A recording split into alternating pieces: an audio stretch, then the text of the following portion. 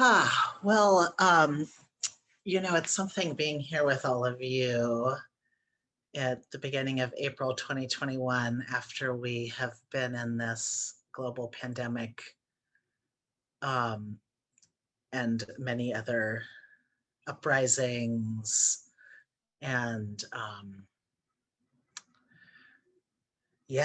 so much chaos that's unfolded over this last year. I think I was just reflecting on how hard it's been, and for me, actually, the past month has been a particularly hard part of this past year. It's been interesting, as it feels like things may be coming to an end. It's also just in my own life has ramped up with more chaos and more challenge and loss. That's made things difficult just in my own personal life. And so I've been thinking a lot about, I feel like this whole year I've been thinking a lot about belonging, thinking a lot about how my practice is cultivating a sense of belonging, especially at this time when I'm often feeling isolation, when I'm not able to be with people or be in relationships in some of the ways I've been used to in the past, where things like touch and sex and just being in spaces with community, with friends, hasn't felt available. So I feel like it's been this crucible of practice for me, and I think, as I was just reflecting on some of the hard stuff that's been happening lately, which I'm not going to get into, that'll be some other Dharma talk. I've been sort of asking myself the question, how am I going to rise from the ashes of this year? I was thinking of the image of the phoenix, and I have this phoenix emoji here. A friend of mine had some handmade emojis that they'd made for Zooms. And I was like, that's an amazing idea. I want to make them. And I only got as far as making this one, but it was very appropriate for tonight. This is I am wishing for myself to rise. Rise from the challenges of this past year with some some hard-won learning and practices and skills. And I think for me, a lot of those are around attachment and belonging, and around cultivating a more secure relationship with myself. And for me, that means cultivating some repair to my attachment trauma. And I'll get into what that means if those are words that are not immediately meaningful to you. Don't worry, I'm going to explain that part. Another thing that a friend said that really resonated, as they were going through also a difficult time of loss, as I was going through a difficult time of loss. They were talking about just going into a hard family situation, and they said, just gonna go in there and I'm gonna just do my Care Bear stare. So I was so this is my other visual, is bringing the Care Bear stare, no matter how difficult people are and how difficult situations are. So I feel like this ties in with attachment repair and longing in some way that I'm not quite sure I understand, but I've been hanging on to the Care Bear lately. A friend of mine gave it to me.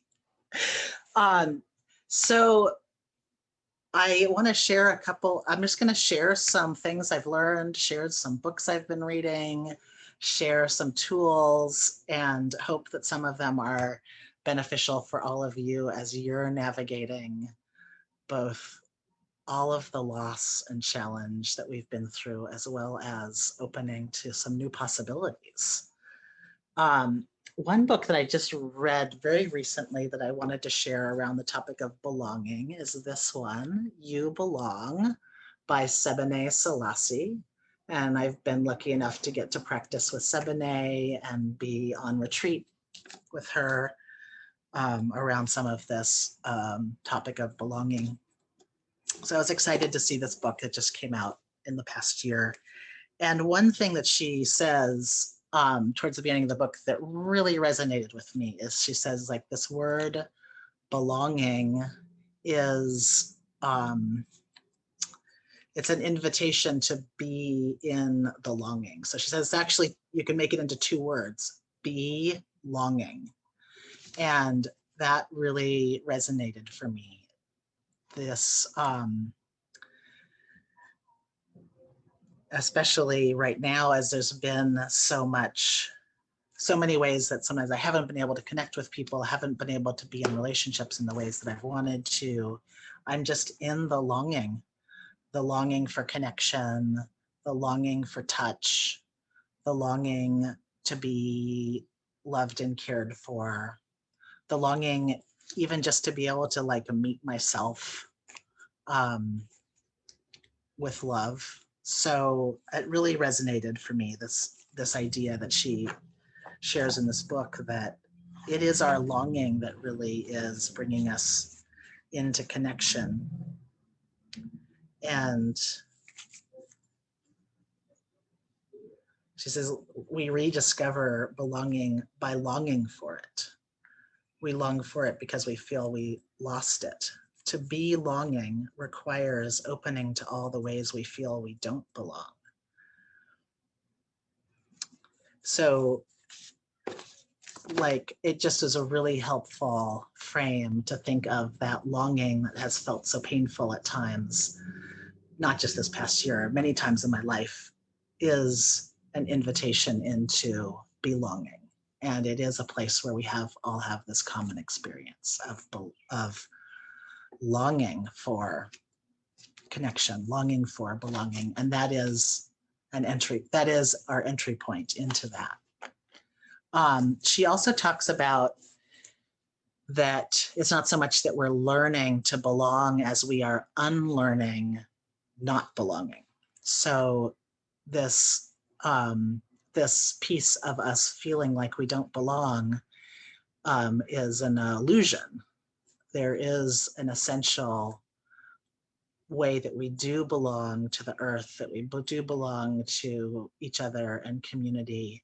And part of what we're doing is unlearning this delusion that we don't belong. And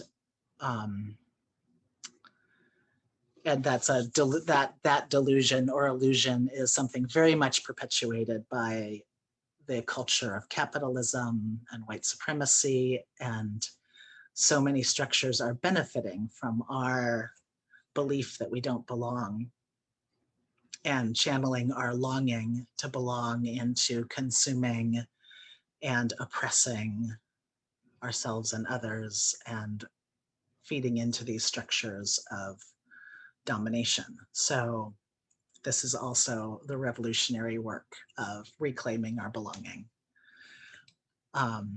So anyway, there's a lot. I do recommend this, as I got a lot out of it. And I think as I've been thinking about belonging, it also brings me to this topic of attachment repair. That's one that I've been really exploring for several years now and doing a lot of reading. And there's a lot of kind of like psychology / self-help books out there around attachment trauma and attachment repair that I have found quite depressing to read. They can be very pathologizing. I don't know if others have delved into this area of the literature around attachment repair and attachment trauma. It can be, as someone with what's called insecure attachment, it can sometimes, the books can make it seem like you're just screwed, you know. So I'll back up and do a little orientation about how this field of attachment theory thinks about how how our early childhood shapes our adult relationships. The idea is that we, as children, depending on to what degree our needs are met by our caregivers, we may develop what's called secure attachment. And that happens when children are generally, their needs are met about a third of the time. So it's not like for children where all of their needs get met. It's just about a third of the time their needs are getting met. And that's good enough for the child to feel pretty secure and to go on as an adult to have a secure attachment style. And one way to think about this is to think about our relational style as being on two axes. One is the axis of secure or insecure, like we feel pretty secure in a relationship. Oh, actually, so another way to think about this is to say, we're relating in a way that's either on an axis of high anxiety, low anxiety, and the other axis would be avoiding relationship or not avoiding it, which would be like moving towards relationship. And so then in that axis, you end up with 4 different styles. Secure are people who have a low level of anxiety in relationships and also are not avoidant. They move towards relationship. And then you would have what's called an avoidant style, which is when you tend to avoid close connection, but you're also low anxiety. And so that would be considered avoidant or dismissive. Then there's a style called anxious, which is a high anxiety style, but also moving towards relationships, so not avoidant. And then the 4th quadrant would be something that's called fearful avoidant, which is someone who's both high anxiety and high avoidance. And these come out of different experiences of trauma in childhood. So the secure person is like that one who got their needs met at least a third of the time as a kid. The avoidant style often comes out of an experience of neglect, where the parent just wasn't there, wasn't meeting that child's needs, may have been abandoning. The anxious style often comes from a parent who is like invasive, too present, or else very intermittently present. And so sometimes they will describe these kids, if you can imagine these different kids. The secure kid is like off playing, feeling very confident, and just comes and checks back in with the parent, but is very independent. And the anxious kid is like very clingy. And the avoidant kid appears to be independent, but actually isn't even checking in with the parent because they have kind of given up on the parent being there. So it just gives a sense of like these different styles. And the thing that's been a challenge for me in reading about them is that they always present them as fixed, like this is the way you are, and that it's very hard to change. But I recently came across a book that I feel like is the best book I've found so far on this topic, and it's called Polysecure, and it's attachment trauma and consensual non-monogamy. So, and I would recommend it regardless of whether you're someone who's interested in polyamory or non-monogamy. What's great about it is it really just opens up this question around attachment to many kinds of relationships, not just like a dyadic or romantic relationship. So it really moves into your relationship with yourself, with romantic partners, with family, community. It really expands the way that we think about just where attachment shows up. And it also, so Jessica Fern is the author, and she does a really great job also of talking about the ways that these different styles may show up in different relationships. So rather than me saying, oh, I'm a dismissive attachment type, I might say, actually, I might be dismissive in this relationship, but I might be anxious in that relationship. So just really recognizing that, in fact, these are styles, and we may, I also, I had this insight some years ago that actually have a secure relationship with nature. Like that was really the place that I went as a kid and felt held and safe. And to this day, my nervous system just settles when I'm in nature. So I can recognize that I actually have a secure relationship with nature. And that was really helpful for me. So she really like lays out some of this, a little more complexity, as well as a little less pathologizing.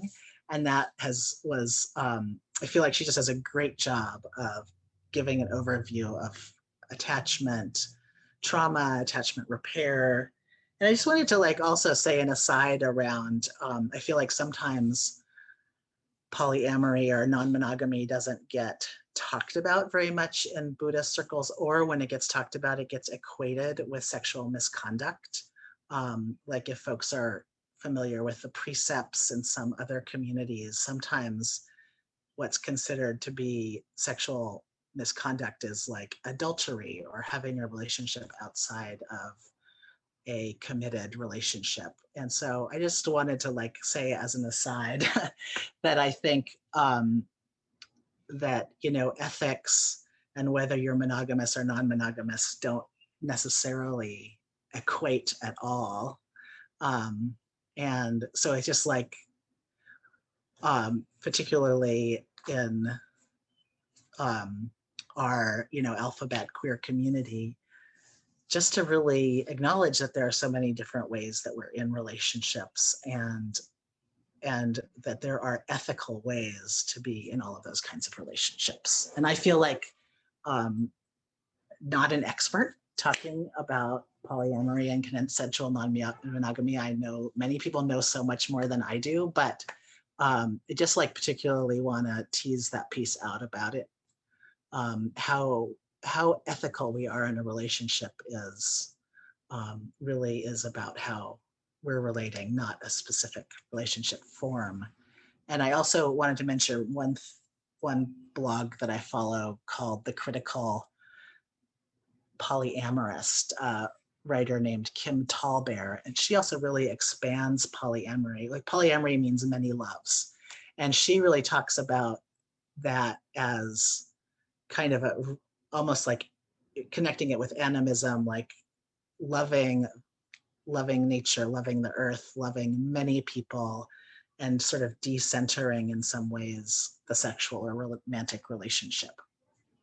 I'm going to put her blog in the chat as well, I think. And she talks about the ways that monogamy really has been a tool of settler colonialism, and which kind of gets back to the ways that it is not necessarily by its nature ethical. You know, it has also been around controlling women's bodies, controlling property. So anyway, so that's a digression. One of the things that I love in this book, Polysecure, from Jessica Fern, is that she actually lays out practices around how we can be in, how we can really have secure relationships in many different kinds of relationships, not just with our romantic partners, but with siblings and friends. And she gives us an acronym, which makes me think that she's probably secretly like a meditation or Buddhist practitioner, because we love acronyms. So I'm going to put this in the chat. The acronym is HEARTS. So these are the qualities that she has identified as being a part of how we can actually practice secure attachment in our relationships. So the first quality is H. The H in HEARTS is here. So that is being present and connected in our relationships. Then the E in HEARTS is expressed delight. So just expressing delight in whoever we're in relationship with. And that one really, like, I think that this isn't the first time I had heard this equation between delight and secure attachment. There's a meditation teacher in LA, his name is George Haas, and he really focuses on attachment repair in his teaching. I know folks may have heard of him. He has his website is metagroup.org. And he also has a podcast. I'll put that in the chat as well. He talked about delight is the currency of secure attachment. So when we are in a secure relationship or relating in a secure style, we're doing a lot of mutual care of each other. And so sometimes that's a work, actually. It's a work to be in a secure relationship. But part of what makes it work is that there is this mutual delight, that there's this delighting in the relationship. And you see that really naturally, like in a relationship between parent and child. And you see a parent delighting in their child. And I think like it landed when I first heard George say that as like, oh, wow, you know, part of what, you know, happened for me as a kid who was neglected is like I didn't get delighted in. So I never learned that piece of being in a relationship, that piece around delight.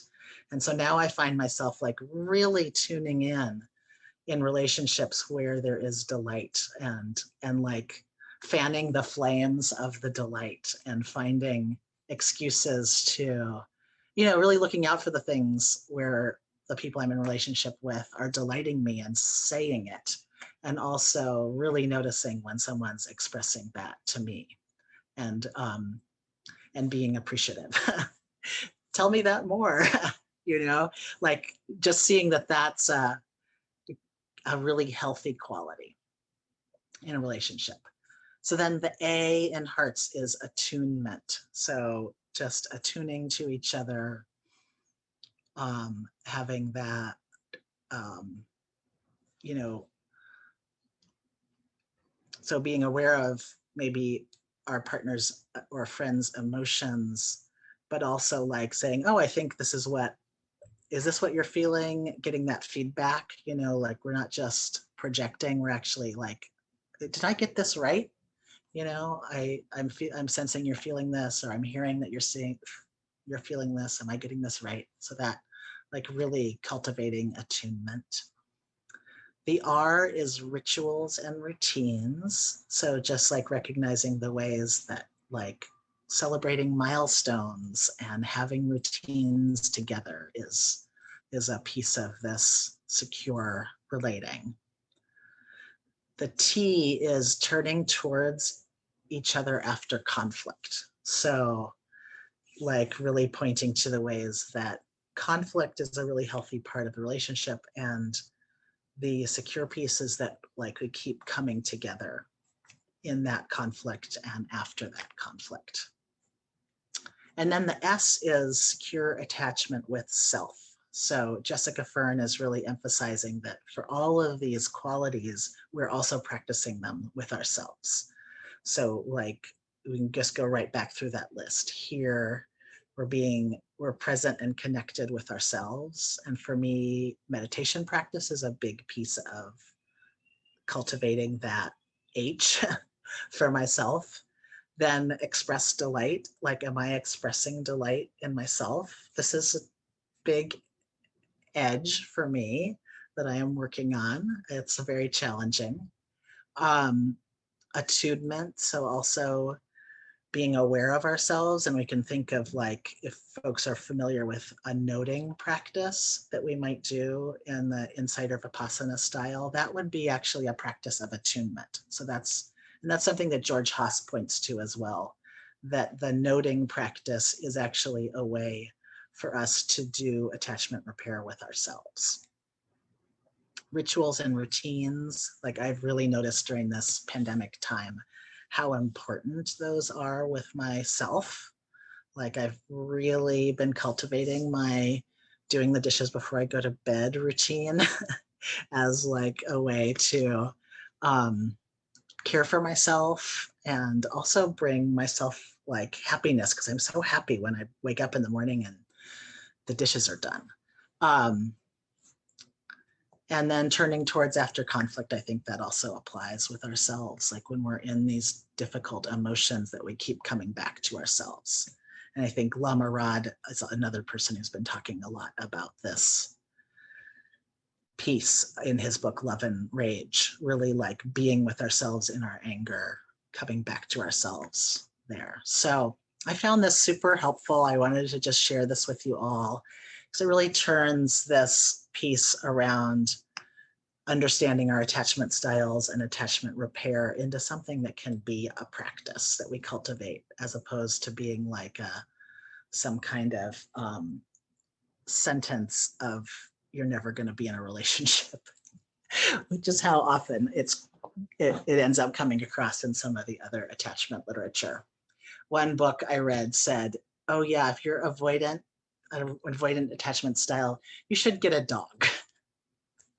And I was like, great, I have a dog, but I really aspire also to healthy human relationships. And I'm going to keep working on that. Yeah, the one other thing I wanted to mention before we close is just that this 7 homecomings practice that we started with this evening, for me, is also a part of this kind of attachment repair in my own practice, really tuning into what I'm receiving, tuning into the love and care that's available to me is really very much about cultivating belonging, cultivating the sense of a secure attachment relationship with myself, as well as with cultivating that relationship with nature, cultivating that relationship with ancestors, you know, really taking this beyond the kind of the context of the nuclear family or the dyadic romantic relationship into like all the ways that we can be in secure attached relationships in our lives that go much beyond what we are, you know, sort of offered as opportunities for relationship in our capitalist society. So I really just keep coming back to the 7 homecomings practice as this way to be cultivating these nourishing relationships with, you know, with all beings in a way through the benefactors.